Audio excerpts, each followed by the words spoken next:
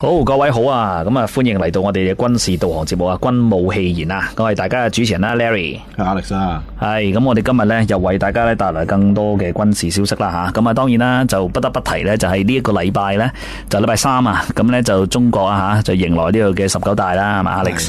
咁啊，我相信咧19大入面咧都會講少少解放軍嘅嘢嘅，咁咧就收到少少消息咧，就話咧。習近平咧就想將呢個軍隊現代化啦，咁佢就講過喺呢個世紀嘅中葉度啦，大概咁啊，例如就大概2050年啦，就即係佢哋俗稱嘅建國100周年嘅時候咧，就會令到解放軍咧，無論海陸空三軍或者佢哋講嘅火箭軍啦吓，咁咧都會進行一個超現代化嘅情況啦，咁啊即係可以追趕到世界一流嘅水平，咁就聽住先啦，因為其實你依家就2017係咪？即係距離2049都好一段時間係嘛？即係王家衛都拍唔到咁長啦，係咪？即係佢咁講，咪即係話自己唔現代化啦，從來都唔夠現代化咯，唔夠現代化。係啊，咁嗰陣時4個現代化，其中一個係國防嚟噶嘛。OK，咁啊，希望吓即係祖國個條路一路走落去啦吓，咁啊，即係個現代化，其實即係中國人都會覺得驕傲嘅，好漫長啊條路啊。係啦，不過我就寄望佢個監督做得好啲咯吓，啲錢啊真係使喺應該使嘅地方啦。OK，好，咁我哋就開始講下啦。咁咧，我哋又係由美國出發喎。咁咧，美國咧就佢咧就大家記得佢香港咪嚟咗架列根號嘅，係啊，係咪？咁啊列根號咧之後咧有記者問佢，喂，你之後個去向去邊啊？咁嘅軍佬一定唔答你噶嘛，因為佢唔可以透露佢咧去邊噶嘛，永遠唔會講嘅。咁大家估到噶啦，一定去邊度咧？去南韓啊！咁去南韓做咩咧？就因為咧依家咧美韓係咪有個軍演啊？係。咁咧佢咧做一個軍演啦吓。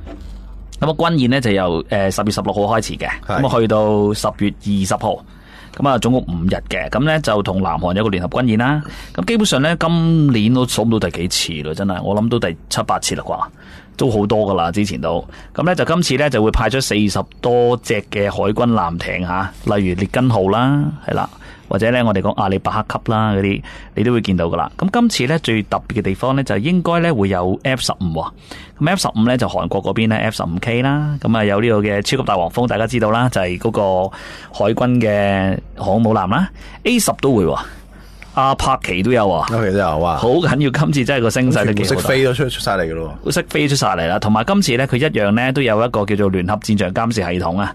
一樣會近距離監視地面同海軍部隊，咁呢個呢，其實每次做軍演呢，大部分都會出嘅呢個。咁同埋呢，就因為中共嗰邊召開19大啦，咁其實呢都會錫住嘅，即係你話會唔會入到去黃海嗰邊就唔會嘅，咁應該呢都會喺日本海嗰邊去做啦，咁就應該都唔會拉興中國嘅。咁但係當然啦，你金正恩聽到呢單嘢，梗係唔開心噶嘛。所以金仔你會唔會射翻支導彈俾佢睇下呢？一支唔夠，我射好多支先得喎。射一支都夠睇嘅，咁啊睇下會唔會金仔呢會做多少少嘢啦。好啦，咁另外一張 PowerPoint 呢，咁我哋就講到呢，美國呢係咪有呢個斬首部隊啊嘛？咁呢其實呢，美國斬首部隊呢，就我哋之前呢，由我哋第一集講到依家啦，係嘛？係。咁啊斬首部隊就包括係海豹啦，係咪？三角洲嗰啲部隊啦。咁呢就今次呢。佢哋咧就話咧，應該咧都會一樣出動到呢個嘅海豹6嘅。咁佢哋會點咧？就應該咧會有一個潛艇啊，唔知大家有冇聽過叫做密西根啊，或者叫密茲根啊。係。嗰個密茲根號咧，咁佢都係俄海俄級嘅。嗱，俄海俄級有幾勁咧？俄海俄級咧就係而家咧現行咧美軍咧入面嗰個噸位最大嘅。嘅潛艇啦，曾經做過世界最大嘅係嘛？世界最大，但係因為俄羅斯仲大啲嘛，北方之神，咁所以咧就佢呢個咧都唔少嘢嘅核潛艇嚟講就過萬噸啦。咁同埋咧就佢嗰啲佢可以射24支嘅戰略導彈，咁嗰啲就全部可以裝核彈噶嘛。係啊，咁一支入面又再裝10幾支噶嘛。哇！咁所以好犀利嘅，佢冇記錯，佢入面可以載成100幾200，即係你計嘅彈頭好多數啦。如果你有20幾架，你咪足夠摧毀世界啦。20幾架係啊，好恐怖噶。咁一架都大鑊噶啦，一架都大鑊噶啦。基本上一個俄羅斯所有主要城市都死晒，係啊，所以好犀利。咁咧，所以呢個俄亥俄級戰略咧，呢個嘅密茲根號啊，據說就已經喺北韓嗰邊咧就游弋緊噶啦。咁而家咧，佢哋最過癮地方就係咩咧？嗱，如果大家睇圖咧，你見唔見到咧嗰個潛艇咧背脊有2嚿嘢啊？係嗰2嚿嘢咩嚟嘅咧？嗱，大家都估嗰2嚿嘢係裝咧迷你潛艇。咁迷你潛艇俾咩人用嘅咧？就係俾呢啲咁嘅特種部隊用噶啦。咁佢哋咧就會喺呢啲潛艇度咧，就去到近岸嘅時候就會出嚟。呢嚿嘢係加落去啊，定係原加落去嘅，加落去嘅，即係僭建喎。咁佢哋唔係叫僭建，天台屋嚟喎呢個。佢哋原本就已經做。咁咪慢咗啦架船咪？但係最緊要就係北韓都偵察唔到佢噶嘛。咁啊夠啦。咁當然如果你話調翻轉俾大陸同埋俄羅斯有機會偵察到啦，因為你突出咗咧，你個聲納嗰個。聲紋就特別咗噶啦嘛。我想問個問題喺屋仔入邊有冇窿入到去噶？屋仔啊冇噶，物質噶。係咩？到時就咧打開個蓋放佢出嚟咯。唔係，我想問呢樣嘢，咁人係捐入個窿仔度啊，定係出翻個籃度？佢真係有個艇喺入邊先嘅。係啊，然之後個艇就擠入去咯，擠入去，跟住之後即係會掉入去。我知。跟住打開倉嗰個潛水艇，迷你潛水艇咪出嚟啦。咁啲人點入去啊？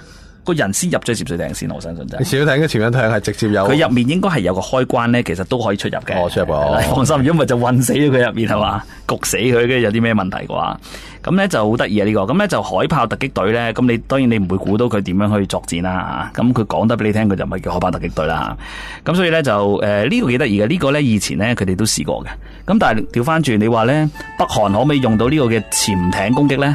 佢哋都試過咧，佢哋啲迷你潛艇咧一樣好似載晒啲兵咧就去打都得嘅。佢哋都潛入嚟南韓啊、日本啲地方，佢哋都做到噶。咁所以咧呢啲都唔係啲咩新聞，不過咧就幾特別，因為之前我哋講親斬首部隊咧，通常都係坐魚鷹直升機啊，或者坐嗰啲海種馬嗰啲咁嘅飛入去噶嘛。所以海種馬啦，都係或者係魚鷹噶啦。因為你嗰啲機係即係相對快啲，直升機係啦，快啲同可卡啲。咁咧，另外咧就頭先講到密支根係咪啊？咁密支根咧就而家都游弋咗去北韓啦。係。咁基本上咧，頭先密支根已經講咗佢有幾威水啦，係嘛？係。咁因為佢本身咧就呢個俄亥俄級咧就佢裝嗰個嘅戰略導彈咧比較勁啊，咁所以咧其實一架就夠消滅北韓啦，基本上。有爪啦。有爪所以金仔咧理論上見到呢架嘢咧，其實係驚過航母艦，我自己覺得。因為佢真係裝核彈頭噶嘛，咁你航母艦我炸你都可以用常規導彈啫嘛，常規炸彈，所以我個人覺得咧潛艇係國之利器嚟嘅，係勁啲嘅。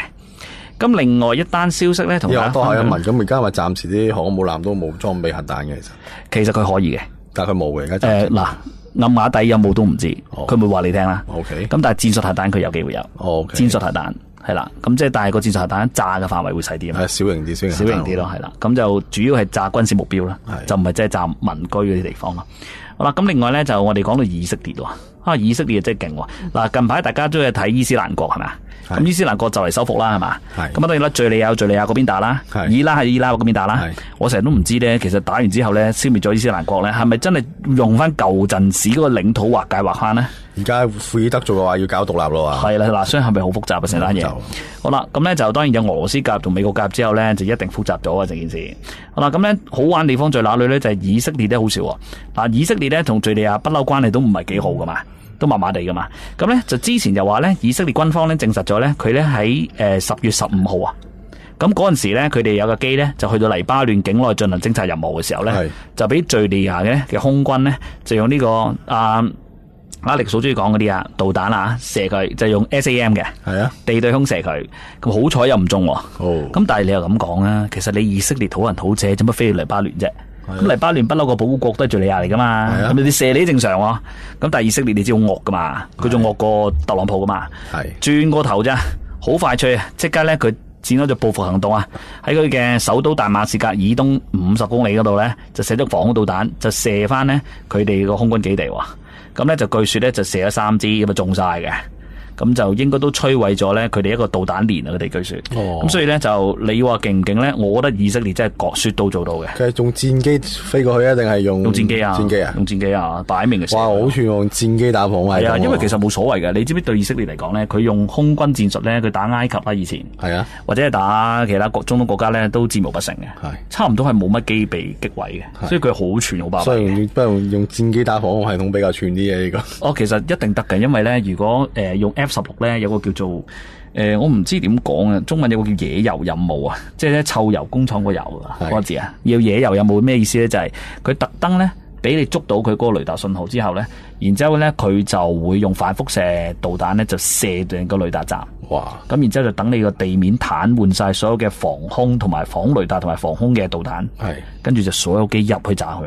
哇！咁所以咧，我想講其實攻擊雷達站啊，攻擊性咧，其實以色列都好有經驗。即係攞咗一部機嚟做例先。係啦，然之後咧捕捉到你嗰個雷達信號之後咧，我知晒你邊啦，因為邊就過去炸你啦。跟住就戰機炸，其他戰機就去炸晒，就去炸佢啦，用反輻射飛彈。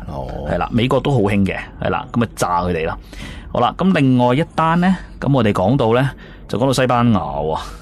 咁啊，西班牙咧就佢咧有一啲嘅 F18噶噃，唔係加泰隆尼亞咩？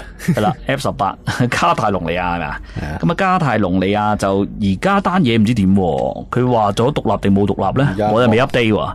網上獨立啊，人哋網上獨立啊？咁咪即係網上見過嗰單嘢？係啊，網上見過，係嘛？即係你信唔信嗰啲天兵天將擊殺你啊？黃天擊殺人，黃天擊殺。咁咧就西班牙咧就係因為佢不嬲都用啲 F18噶嘛，咁咧就近排咧就跌咗一價，咁咧就早少少噶啦，應該係早少少跌咗價，咁而家咧又話跌咗價，係啦，咁係佢哋嘅空軍基地啊，佢叫做台空基地。佢跌得密過以前啲 F14喎。係啊，不過又咁講啦，其實 F18咧你真係舊啊，真係舊。佢做個 A 嚟㗎，大佬。係啊，呢部就唔係嗰啲超級大黃蜂嚟嘅，應該。EF18A 咪即係有個電子戰咁解？EA18G 嗰個係電子戰。係啦，咁呢部咧就應該係 F18舊型嚟嘅，應該就唔係超級嗰隻嚟嘅。嗱，呢個 AB 嘅，喂，但我想講，Alex你知唔知其實 AB 型都未係超級大黃蜂。你知唔知道 AB 型咧？我哋講開咧，咪話依家航母艦都仲係 AB 型嘅。係啊。點解咧？其中一個原因咧就如果而家全部喺日本或者喺太平洋呢邊嘅航母艦咧，其實就冇 AB 嘅。係啊。全部都係咧講緊係 EF 噶啦，CD 都少，但係咧原來喺大西洋嗰邊咧，因為嗰邊冇軍戰士噶嘛，係嗰邊相對和平咧，同埋嗰個步兵少啲，喺嗰度原來係好多 FA18 噶，係仲係講緊 AB 型嘅，唔係超級噶，係啊，因為點解咧就係嗰啲超級大黃蜂咧就飛行時數多啊，維修嗰度咧好貴，同埋咧有啲真係過期。因為出事率高嘛，咁於是咧就調翻轉咧換翻咧喺唔係陸軍，我哋叫做 Marine 啊，即係海軍陸戰隊嗰邊抽調咗啲咧 F18嗰邊過嚟喎，超級大黃蜂，咁樣調翻轉咧就用翻嗰啲超級大黃蜂咧上翻艦喎，係嗰個好過癮噶，所以就調翻轉點解你發覺咧喺大西洋嗰邊嗰啲艦咧？係調翻轉林肯啊嗰啲啦，林肯嗰啲，反而你會見到咧呢個 F18咯，好鬼得意。不過嗱，講係咁講啦，咁西班牙嘅後勤維修有幾勁，大家都估到啦。即係呢啲嘅西歐窮國，可唔可以叫窮國啊？嗱，西班牙唔係西歐，西班牙南歐嚟嘅。哦，南歐窮國，南歐係咪？咁咩金豬四國？金豬係啊，有佢份，係估唔到原來咧金豬，原來喺金豬四國入面咧，即係戰機維修咧都會搞到變咗豬啊！所以呢單嘢咧都幾搞笑嘅。好啦，另外一單咧，又係以色列喎。咁咧，以色列咧呢個咧就搞笑啦。之前我哋係咪講過咧，佢入咗好多 F35A 啊？係嗱，佢咧就原本入咗33架嘅，然之後咧啱啱年中買完咧，年底咧就追加17架嘛。係加埋就50架啦。哇，大客仔嚟喎！大客仔嚟㗎，咁50架，咁50架都係 A 嚟㗎喎。係 F35A。咁佢唔使 B 啊，又唔使 C 啦，應該唔使啊，因為佢冇艦載機嘛。咁所以佢 A 就夠用啦。咁咧佢咧記唔記得個名叫 Adir 嘛？係全能王啊嘛。係我唔知佢意思係即係好似耶穌咁啩，全能王。咁咧佢哋咧就喺以色列嗰度理論上咧就個空軍基地咧就試緊機嘅，因為咧佢咧應該咧就會喺美國度受訓嘅機師，但係佢要驗收啲機。試機時候咧就試過咧呢個 F35咧就俾兩隻雀仔撞喎。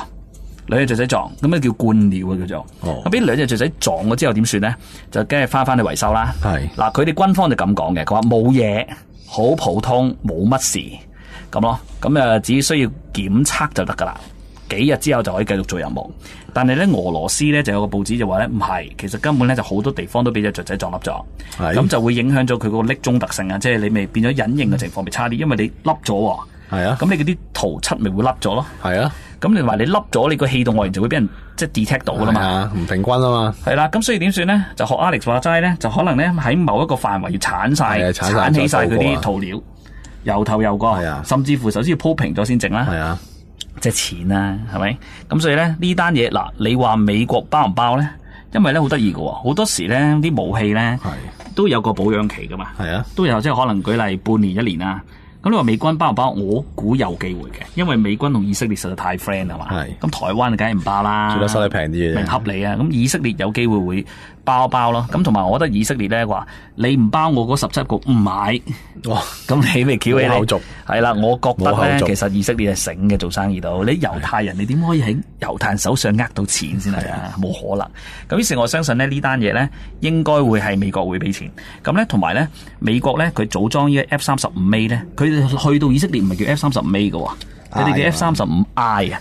咁咧佢哋就要適合翻呢以色列咧佢哋嗰個嘅標準去做翻咯。咁就所以就即管睇下啦。咁呢單嘢就全世界可以敲到美國竹竿嘅都只有以色列，我相信就係咁啦。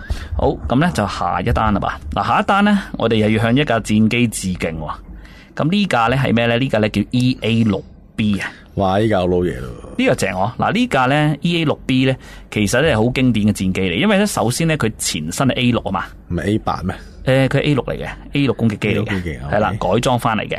佢咧最過癮地方係咩咧？佢原本係雙座嘅，係你知唔知佢為咗整呢個電子戰咧，佢整咗4座喎，哇4座位嘅喎，呢個好鬼搞嘢嘅喎。EA6B 叫做徘徊者啊 ，Prowler。